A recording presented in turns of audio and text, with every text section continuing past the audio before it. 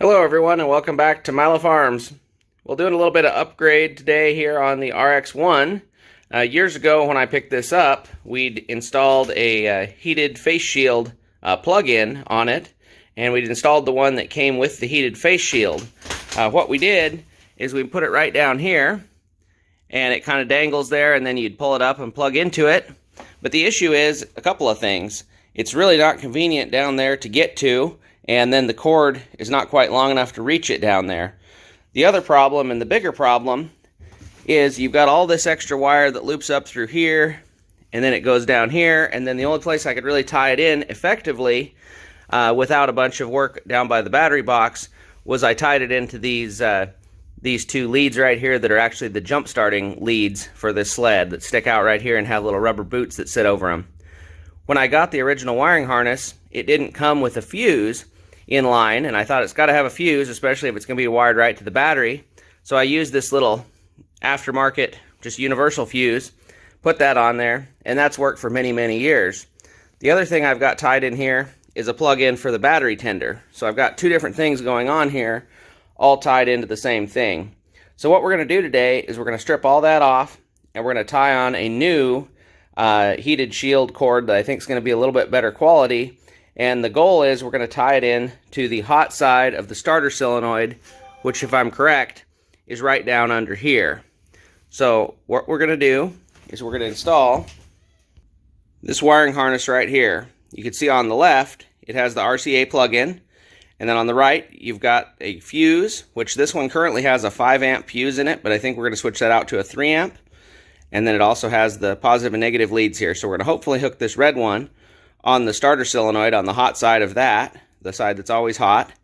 And then we're going to hook the black one on something that's a ground down there. Then this RCA plug is going to go, hopefully, up through here somewhere, come up with all these wires here, come across the top, and install on the left side right here in this flat spot that is opposite where the key is. It appears there's plenty of room back in here for that plug to go, and then it can follow all these wires across and over there. Then it'll have a proper fuse, and everything will work great. The other issue we're kind of replacing is the old one that's on there has an intermittent kind of short in it where it'll work for a while, and then you got to jiggle it to get it working again, and it's just kind of temperamental. So we're going to be installing that. So this wiring harness here that we have is Kimpex part number 993907. And I'll try to put a link in the description to that for Amazon. You can get on there and get it. I think it was around $30 or something. So far I've been pretty happy with this product.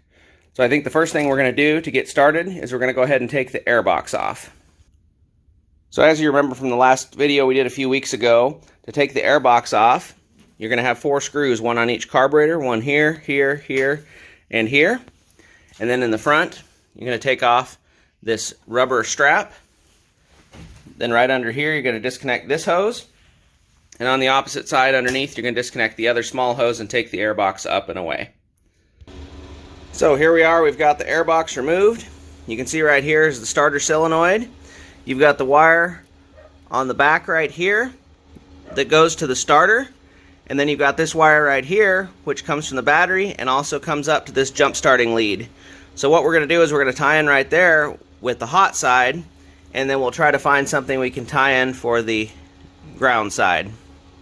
So next thing I'm going to do is I'm going to strip off all this other stuff that I put on before, get all this off, get all these things cleaned up here, and take out that battery tender wire as well. Get everything all back to original, and then we'll start connecting our new pieces. Okay, so here we are now. We've got everything stripped out that was not original, and we've got this put back to original over here. When I did these original connections, I just used a bolt and bolted the wire eyelet deals together. So the way these are designed is if you have to jump start the machine, you pull this little rubber tab off, and underneath there is a place you can clip on a jumper cables for the positive and negative, and then you can jump that right off another machine. These just lay right here, kind of sit like that, so they're out of the way and they're protected. And once the air box is on, those are exposed so you can actually get to them. So what we're going to do is we're going to tie on right here to this screw.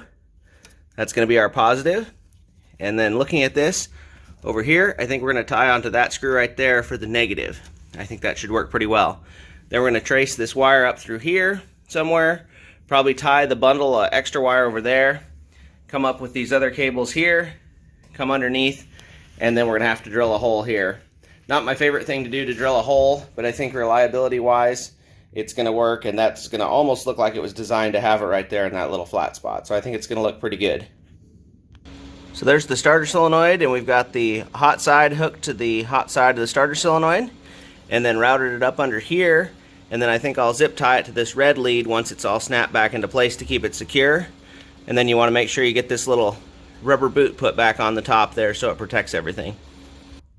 So here we are all set up. We got everything secured in place to keep it from rubbing on anything. Went ahead and I put the fuse right here so it's easily accessible. Then I've secured the wire here. I brought it under here, and probably what I'll end up doing is securing it right here with zip ties, all the excess, because there's plenty of room right there.